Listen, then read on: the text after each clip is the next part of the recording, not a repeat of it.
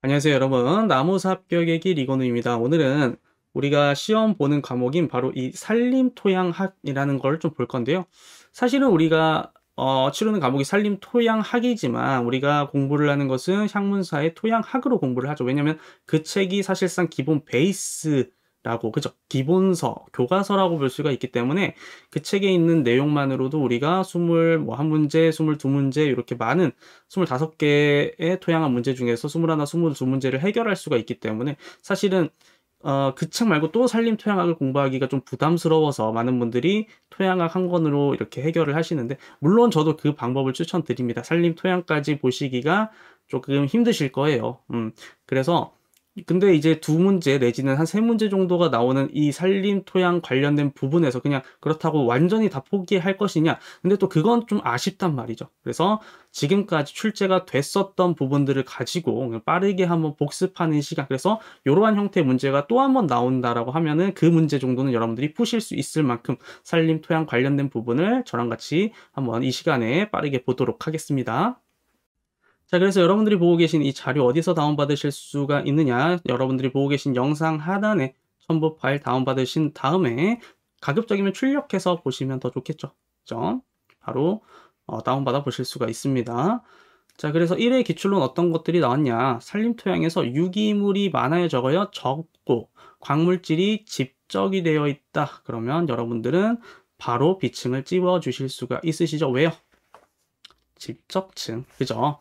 그래서 위에서 용탈된 물질들이 내려와서 집적되는 토층, 바로 B층이고요. 우리 토층과 관련된 문제 자주 출제가 된다, 안 된다? 자주 출제가 된다. 잘 기억을 해 주셔야 됩니다. 그리고 B층의 특징이라고 한다면 집적층이기도 하지만 모재 풍화에 의해서 생성된 광물질 토층이기도 해요. 모재는 바로 아래, B층 아래에 있는 이 C층, 그죠? 이 C층 모재 토양이 풍화에 의해서 만들어지는 것이 위에 B층이 된다. 그렇게 기억을 해주시면 되고, 또 위에서 용탈된 물질들이 집접되는 곳이 또 B층이기도 합니다. 그래서 B층에 대한 특징 잘 기억을 해주시고, 선생님 여기는 근데 왜 2층은 빠져 있나요? 2층, 2층 이 용탈층. 우리 토양학에서 2층은 당연히 들어가 있는 내용이지만 가끔 산림 토양과 관련된 자료들을 보면 2층에 빠져 있는 내용들도 있어요. 그래서 분류 자체가 2층이 있는 분류, 없는 분류 약간 이렇게 나뉘는데 그렇다고 해서 틀린 게 아닙니다. 그래서 보시게 되면 우리 토양학에서는 이렇게 또 구분을 했었죠. OI, OE, OA. 그런데 또 산림 토양에서는 L, F, H층으로 이렇게 구분하기도 합니다. 실제로도 아직도 이렇게 우리 시험에서 출제가 되고 있기도 하고요. 그렇기 때문에 여러분들이 같이 알아두셔야 돼요. 같이 알아두셔야 되고, 특히나 2층이 없다고 해서 그게 뭐 틀린 복이다, 잘못된 문제다, 전혀 그런 것은 아니기 때문에 이러한 분류 체계도 있다라고 기억을 해 주셔야겠죠. 그리고 나머지 우리 B층에 대한 내용들은 이전에 우리가 했었던 그 공부한 자료들에 다 있으니까 그 부분을 또 참고를 해주시면 좋을 것 같고, 여기서 한번 쭉 읽어보시면 여러분들 이전에 했었던 내용들 그대로 복습하신다고 생각을 하시면 되겠습니다. 자, 그래서 이번에는 6회 기출 문제를 볼 건데요. 제가 L, F, H층으로 구분하는 이러한 문제들 나올 수 있다라고 말씀드렸고, 실제로도 이렇게 출제가 되고 있어요. 그렇다고 해서 다음에도 똑같이 또 이렇게 나온다라고 뭐 100% 확신은 할 수는 없고요. 요게 다시 바뀐다면, 그렇죠? 이렇게도 나올 수가 있습니다. 여러분들 잘 요것도 함께 기억을 해 주세요. 자, 그랬을 때 문제에서 물어본 거는 미생물에 의한 분해 작용으로 식물 유체가 일단은 파괴가 되고 원형을 잃었으나 본래의 조직을 육안으로 확인을 할 수 있다. 그런데 그러면 여기랑 딱 알맞는 게 LFH층 중에서 분해가 진행 중이어서 지금 원형을 잃은 거죠. 그런데도 식물 조직의 식별이 가능한 분해층은 F층이 되겠어요. 그죠? 만약 L층이라고 한다면 얘는 분해가 되지 않은 층이어야 되기 때문에 L층이 될 수는 없고요. H층 같은 경우에는 식물 조직의 식별이 어렵기 때문에 H층이 될 수가 없는 거예요. 그래서 답은 F층이 될 수밖에 없고, 요걸 이제 사진으로 보면은 딱 봐도 L층, 여기 낙엽층은 분해가 전혀 되지 않은 상태, 그리고 우리 그 문제에서 답이었었던 분해층은 분해는 됐지만 어느 정도 구별은 가능해요. 그죠? 식물체 조직이 어느 정도 구분은 가능하고 H층, 무식층까지 가게 되면 전혀 식물 조직의 그 식별이 어려운 정도로 완전히 분해된 상태가 이제 H층이 되겠습니다. 그래서 요 이미지 가지고 여러분들이 같이 이 5층, 유기물층을 구분하는 내용 공부해 주시면 되겠습니다. 자, 이번에는 산림 토양하고 경작지 토양 비교한 내용 한번 보도록 하죠. 1회 기출, 6회 기출 두 번 출제가 됐었고요.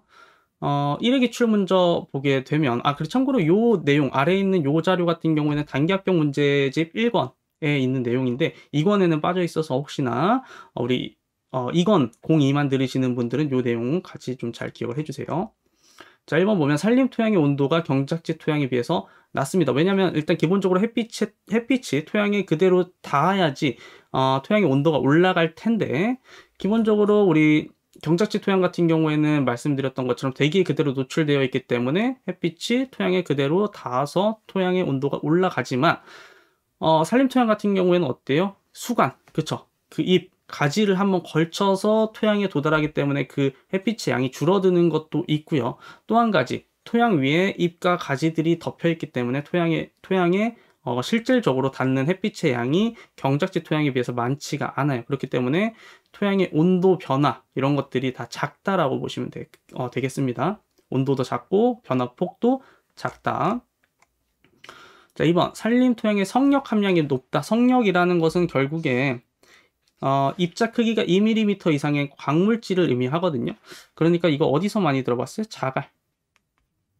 우리 자갈이 2mm 크기 이상이잖아요. 입자 크기가. 자, 그랬을 때 아래 보면 모래와 자갈 함량이 많은 곳이 산림 토양이었어요. 그래서 요거 맞는 복이 되겠고요.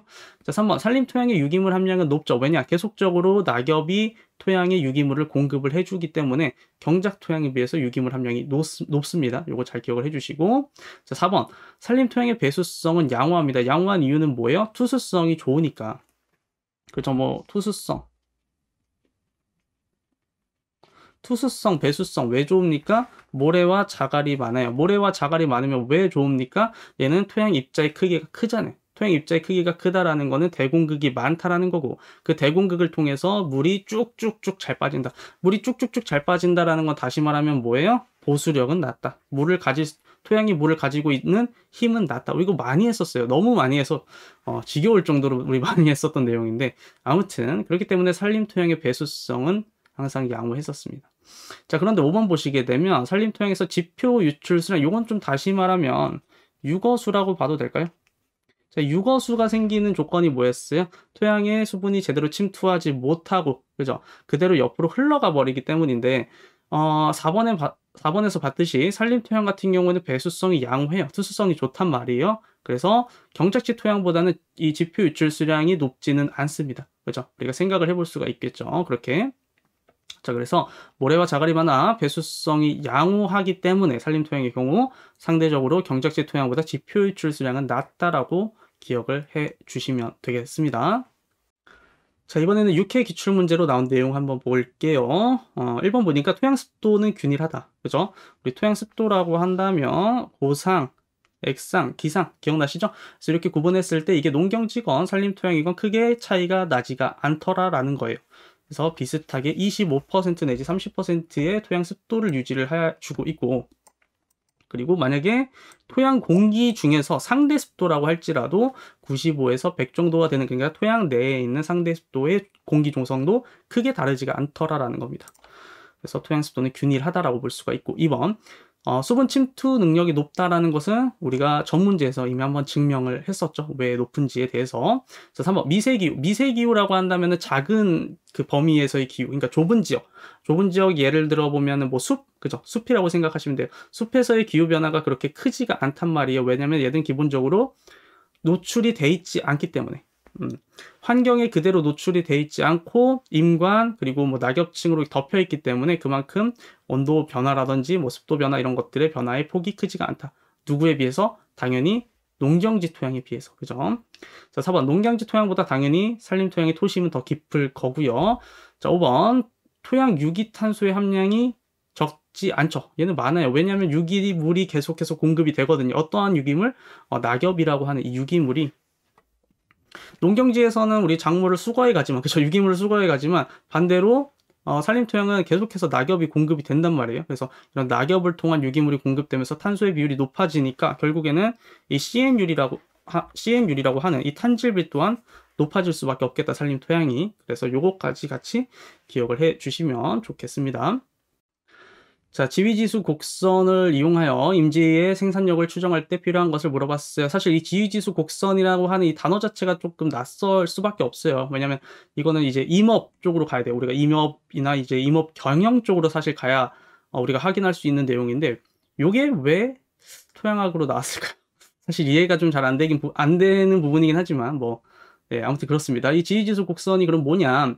이제 지위지수를 결정하기 위해서 이제 우세목하고 준우세목하고 평균 높이를 구합니다. 수고를 구해서 이제 영급별로 그 평균을 정리한다로 나와 있는데, 여기 보시면은 이제 평균, 그건 이제 평균 지위지수 곡선이고, 문제에서 주어진 건 이제 지위지수 곡선이기 때문에 사실은 영급별이라기보다는 임령, 그 숲의 나이라고 생각을 해주시면 돼요.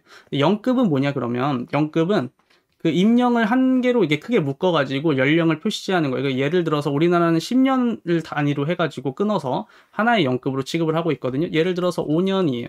그럼 걔는 1년급. 15년이에요. 걔는 2년급. 만약에 23년이에요. 그럼 걔는 3년급. 이런 식으로 쭉쭉쭉쭉 가는 거예요. 아시겠죠? 100년까지 해가지고.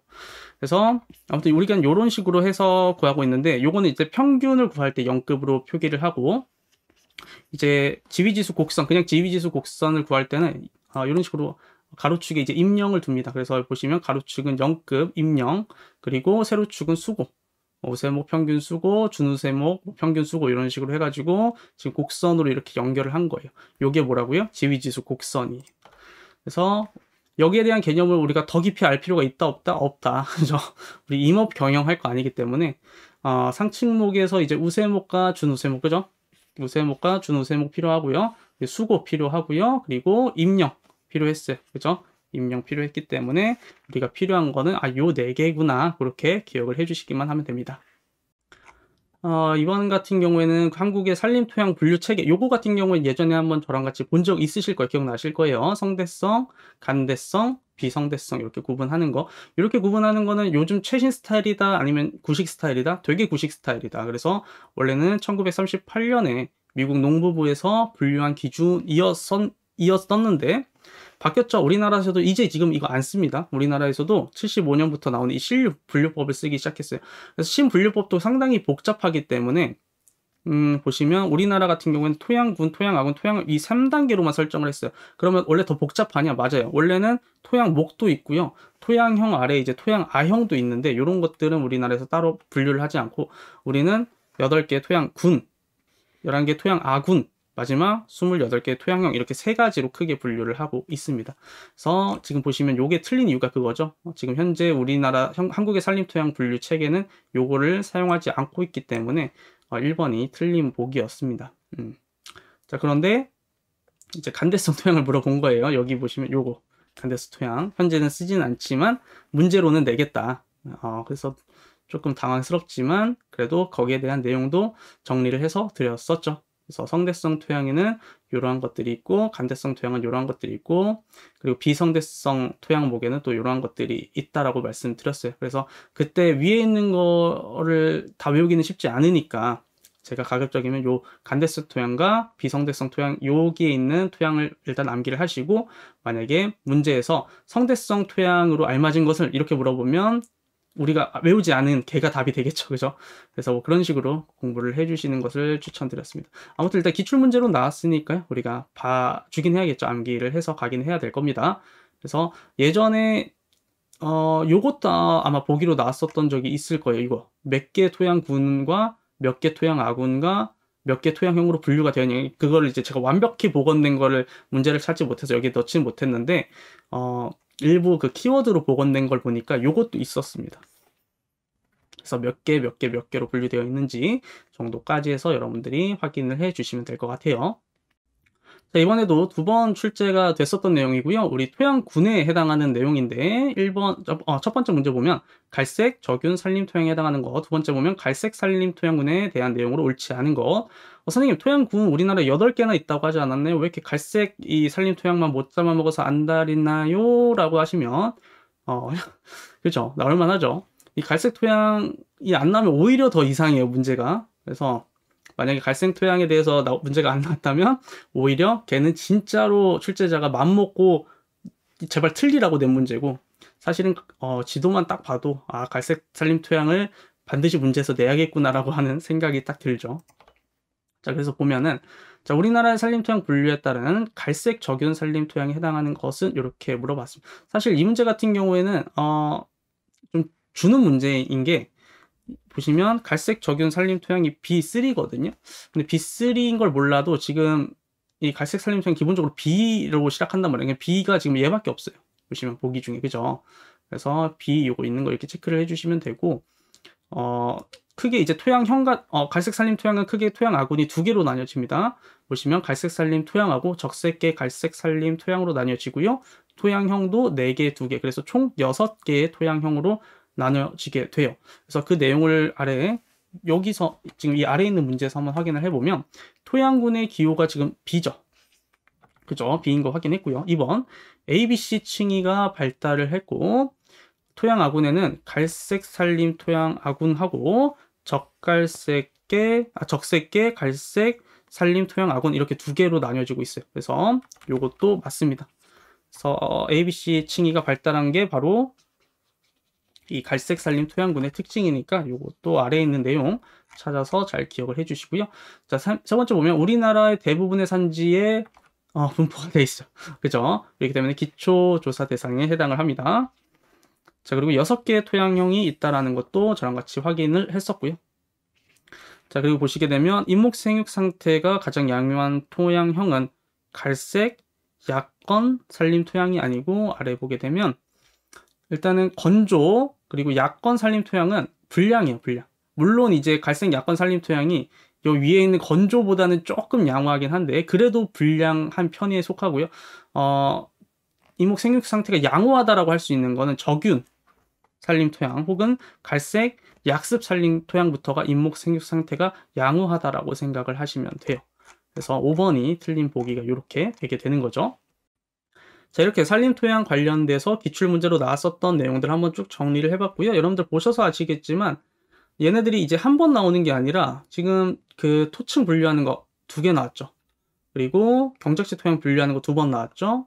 그리고 지금 산림 토양 분류하는 거 이 성대성, 간대성, 비성대성에서 관련된 거 2개 나왔고, 갈색 산림 토양 구분하는 것도 2개 나왔고, 그래서 이제 나왔던 얘들이 계속해서 나오고 있어요. 그러니까 내용 자체가 똑같다라는 게 아니라 좀 다르긴 하지만 주제 자체가 비슷한 얘들이 나오고 있기 때문에 여러분들이 이러한 주제들에 대해서 지금 저랑 같이 한 것들 잘 학습을 해 두시면 비슷한 내용들이 나왔을 때 최소한 보기 5개 중에 뭐 3개는 내가 걷어낼 수 있다던가 아니면 뭐 풀 수 있으면 제일 좋고요.